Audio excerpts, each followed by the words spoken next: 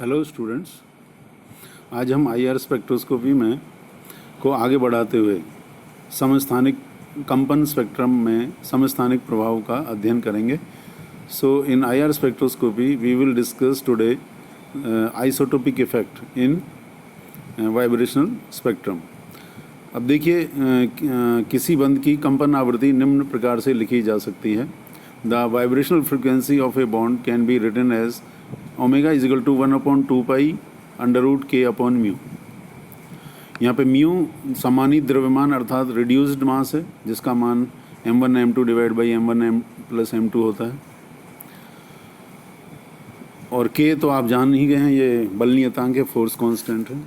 उसको wave number के हिसाब से लिखते हैं तो omega bar is equal to 1/2 pi c under root k upon mu centimetre inverse में हो गई है अभी ये, क्योंकि ज़्यादातर स्पेक्ट्रोस्कोपी आईआर में खासकर वो सेंटीमीटर इनवर्स या वेव नंबर से व्यक्त की जाती हैं। बंध में किसी भारी समस्थानिक आने पर के का मान तो वही रहता है। When an atom is replaced by its higher isotope then its k value remains same because k is a measure of nature of the bond, परंतु म्यू का मान बढ़ जाता है, but mu increases because mu is the reduced mass. अतः omega बार या omega का मान भी घट जाएगा, क्योंकि जो म्यू है वो डिनोमिनेटर में है, तो ओमेगा का मान घट जाता है। अतः किसी बंध में भारी समस्थानिक प्रतिस्थापित होने पर कंपन आवृत्ति घट जाती है। So when heavier isotope is replaced in a chemical bond, then its vibrational frequency decreases. उदाहरण के तौर पर ओमेगा बार CH बॉन्ड की जो कंपन आवृत्ति है 3000 सेंटीमीटर इनवर्स होती है तनन वाली स्ट्रेचिंग की, जबकि डी का मतलब ड्यूटेरियम से जब रिप्लेस कर दिया है तो उसकी तनन आवृत्ति घटकर 2200 सेंटीमीटर इनवर्स हो गई। क्यों? क्योंकि ये जो है डी ड्यूटेरियम है, ये ज़्यादा मास का है, तो म्यू इसके लिए अधिक होगा। अब हम देखते हैं कंपन आवृत्ति को प्रभावित करने वाले कारक कौन से हैं। What are the factors which are affecting the vibrational frequency. तो पहला है संयुग्मित कंपन। संयुग्मित कंपन मतलब कपल्ड वाइब्रेशंस। यदि दो बंधों का एक उभयनिष्ठ परमाणु हो तो नए संयुग्मित कंपन उत्पन्न होते हैं। When there is a common atom bonded to two other atoms, then there are conjugated vibrations. इन कंपनों को सम्मित व असम्मित कंपन कहा जाता है। These vibrations are called symmetric and asymmetric vibrations, जिनकी आवृत्तियाँ व तीव्रताएँ भी भिन्न भिन्न होती हैं, and their frequency as well as intensities they are different. Second factor है इसको प्रभावित करने वाला, वो है इलेक्ट्रॉनिक प्रभाव, इलेक्ट्रॉनिक इफेक्ट। अनुनाद व प्रेरणिक प्रभाव के कारण बल नियतांक का मान परिवर्तित हो जाता है। Due to resonance and inductive effect the force constant decreases. उदाहरण के तौर पर फॉर एग्जांपल SCHO फॉर्मल्डिहाइड है, इसमें C डबल बॉन्ड O का जो वाइब्रेशनल फ्रिक्वेंसी है 1750 सेंटीमीटर इनवर्स है, जबकि यही बॉन्ड आपका CH3CHO में भी है, एसिटल्डिहाइड में। यहाँ पर ये CO का मान, CO की फ्रिक्वेंसी का मान 1745 थोड़ा सा कम हो गया है, और दोनों तरफ मिथाइल लग जाते हैं CO के, जैसा कि एसीटोन या प्रोपेनॉन में है, तो ये ही वैल्यू 1715 सेंटीमीटर इनवर्स हो जाएगी। उसका कारण है कि मिथाइल ग्रुप का प्लस R इफेक्ट होता है हाइपर कंजुगेशन के कारण। और यहाँ पर भी देख लेते हैं, देखिए ये CO का के साथ कंजुगेशन में डबल बॉन्ड है, तो इस कंजुगेशन की वजह से CO बॉन्ड है, इसमें सिंगल बॉन्ड कैरेक्टर आ गया है, और उसकी जो वाइब्रेशनल फ्रिक्वेंसी है घटकर 1700 सेंटीमीटर इन्वर्स हो गई है। इसी तरह से ये एक एग्जाम्पल है जिसमें कोई कंजुगेशन नहीं है, ब्यूट वन इन। इसमें कार्बन कार्बन डबल बॉन्ड की जो स्ट्रेचिंग फ्रिक्वेंसी है 1650 सेंटीमीटर इनवर्स है, जबकि 13 बीटा डाइन में ये वैल्यू घट करके 1610 सेंटीमीटर इनवर्स हो गई है, क्योंकि डबल बॉन्ड जो है वो सिंगल बॉन्ड का करेक्टर ले लेता है रेजोनेंस की वजह से, जैसा कि यहाँ पे रेजोनेंस की दिखा रखे हैं। इसमें हम देखते हैं जो डबल बॉन्ड है वो यहाँ सिंगल और इधर भी सिंगल और इधर सिंगल, तो सिंगल बॉन्ड करेक्टर होने की वजह से इसका के का मान भी कम हो जाएगा। के का मान कम होगा तो फ्रीक्वेंसी वाइब्रेशन की भी कम हो जाएंगी। तीसरा फैक्टर हाइड्रोजन बॉन्ड है। हाइड्रोजन बंध के कारण OH या NH बंध सामर्थ्य घट जाती है, जिससे इन बंधों की कंपन आवृत्ति भी कम हो जाती है और इसके अतिरिक्त अवशोषण की तीव्रता बढ़ जाती है। देखिए ये हाइड्रोजन बॉन्ड भी एक फैक्टर है उसको IR स्पेक्ट्रम के लिए, कि if there is hydrogen bonding then the bond strength of OH bond or NH bond decreases and the vibrational frequency also decreases because K value decreases. Besides this, the intensity of the absorption also increases. तो ये hydrogen bond का भी effect था। बंध कोण, जो next factor है IR आवृत्ति को प्रभावित करने वाला, वो है बंध कोण अर्थात बॉन्ड एंगल। बंध कोण कम होने पर बंध सामर्थ्य बढ़ जाती है।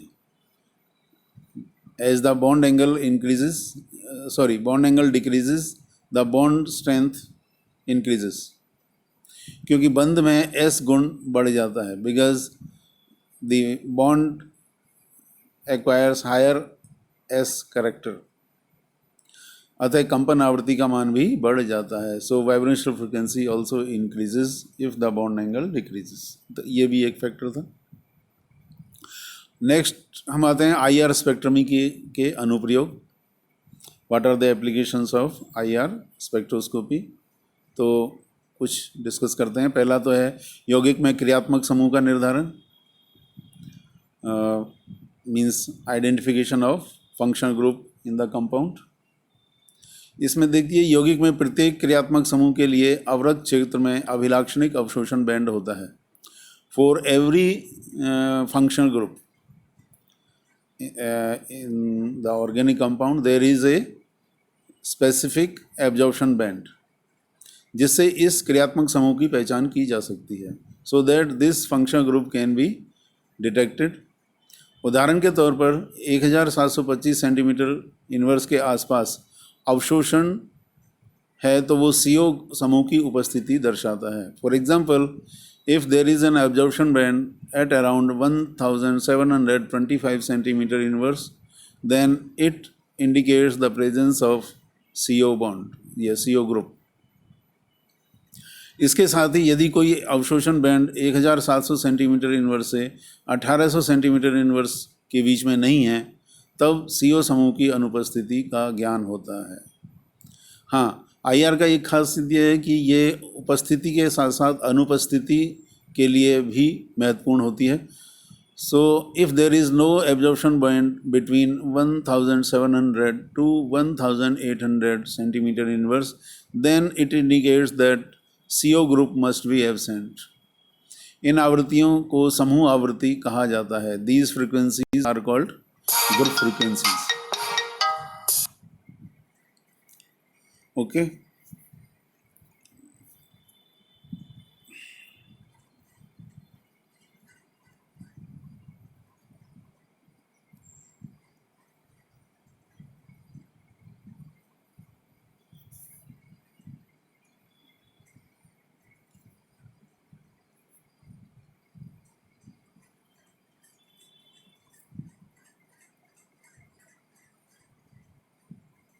Okay, sorry for the disturbance.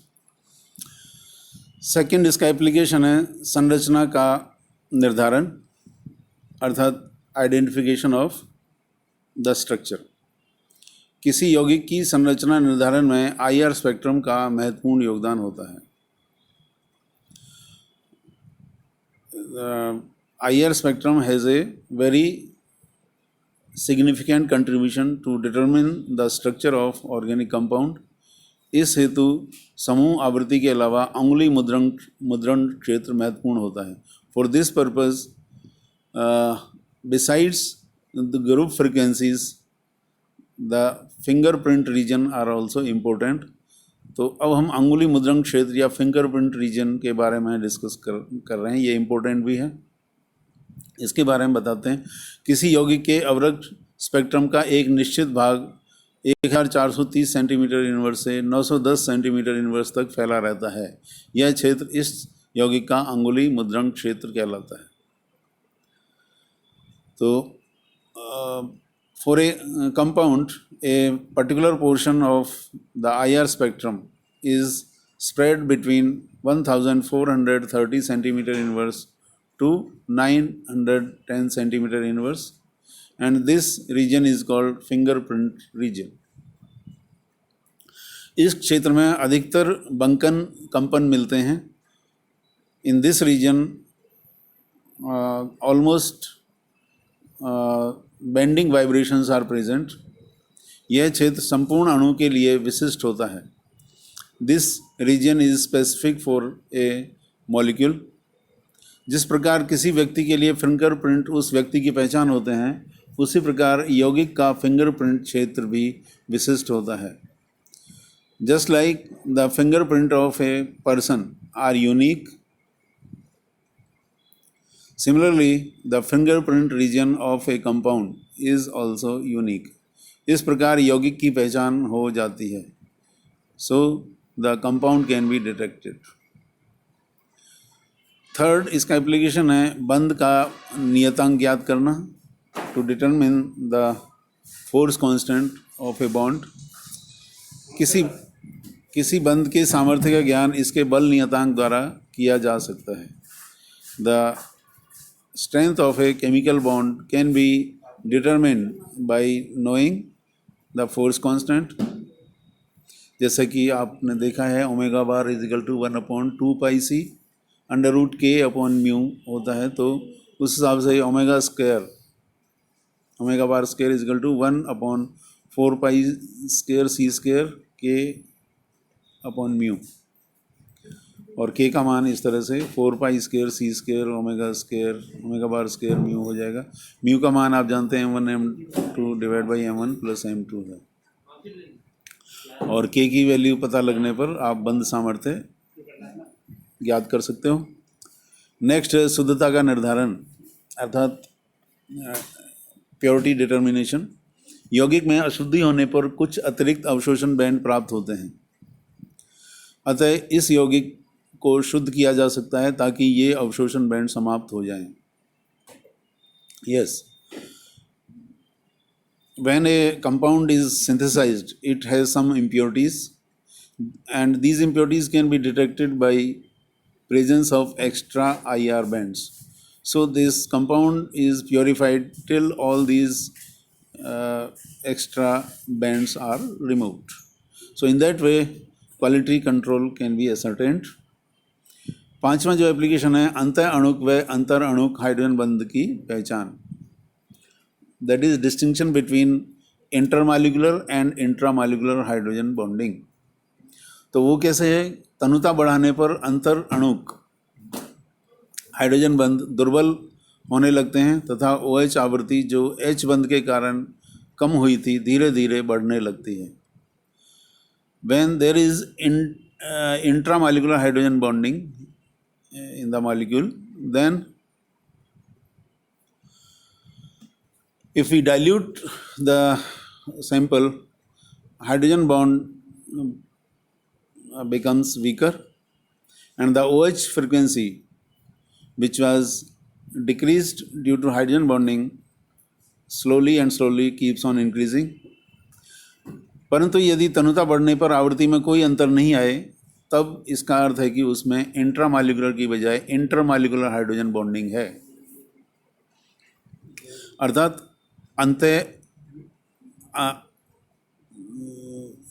यदि तनुता बढ़ने पर आवृत्ति में कोई परिवर्तन नहीं आए तब यह हाइड्रोजन बंध अंतः अणुक हाइड्रोजन बंधन होता है. So if there is no change in the frequency on dilution then it is intramolecular hydrogen bonding. ये दो न्यूमेरिकल हैं, 2-3 इसमें इसको यूज़ किया गया है. CO के तनन कंपन की मूल आवृत्ति की गणना कीजिए. यदि K का मान दे रखा है यहाँ पे 5 × 10⁵ डाइन पर सेंटीमीटर. यहाँ पे ये CGS यूनिट्स हैं. तो म्यू इसके लिए निकालना होगा mass of carbon, mass of oxygen divide by mass of carbon plus mass of oxygen. तो ये 12 × 16 और 12 + 16, लेकिन इसमें डिवाइडेड बाई एवोगाड्रो नंबर भी करना होगा आपको, क्योंकि ये एक मालिक्यूल का मास हमको लेना है. तो ये इस तरह से आ जाएगा 192 डिवाइड बाई 28 × 6.02 10⁻23 ये ग्राम हो गया. Omega bar is equal to 1/2πc K/μ का अंडर द रूट. तो ये आपका पाई 3.14 हो गया, C3 × 10⁻10 हो गया. K की वैल्यू दे रखी है 5 × 10⁵ और म्यू वापस रख दिया गया है. यहाँ पे ये बात ध्यान देने की है कि C की वैल्यू 3 × 10⁻10 रखी है, जो कि सेंटीमीटर में है, क्योंकि ये डाइन सेंटीमीटर वाला सिस्टम है. और इस हिसाब से ओमेगा बार 1730 सेंटीमीटर इनवर्स आ गया है. तो ये आंसर हो गया. इसी तरह से इसने HCl बंध के लिए बल नियतांक ज्ञात करें यदि इसकी मूल आवृत्ति ओमेगा 8.667 × 10⁻13, ये जो भी है सेकंड इनवर्स है, ये सेकंड इनवर्स है, तो इसका मतलब है ये फ्रिक्वेंसी है, हर्ट्स है. और उसके लिए आपको C नहीं लगाना होगा. Omega is equal to 1/2π K/μ और अंडर द रूट, ये सेकंड इनवर्स हर्ट्स हो गई. और अब K की वैल्यू 4π² ओमेगा² म्यू हो गया. तो ओमेगा आपको हर्ट्स में दे ही रखा है 8.667 × 10⁻13. इसका स्क्वायर करेंगे और ये कैलकुलेशन थोड़ा लेंदी टफ होती है, लेकिन ये मिल जाएगी 483.1 × 10⁻3 डाइन पर सेंटीमीटर. नेक्स्ट इसी तरह से देखिए, CO की बंध लंबाई 1.13 आंगस्ट्रॉम है. प्रथम उत्तेजित अवस्था के लिए घूर्णन ऊर्जा की गणना करें.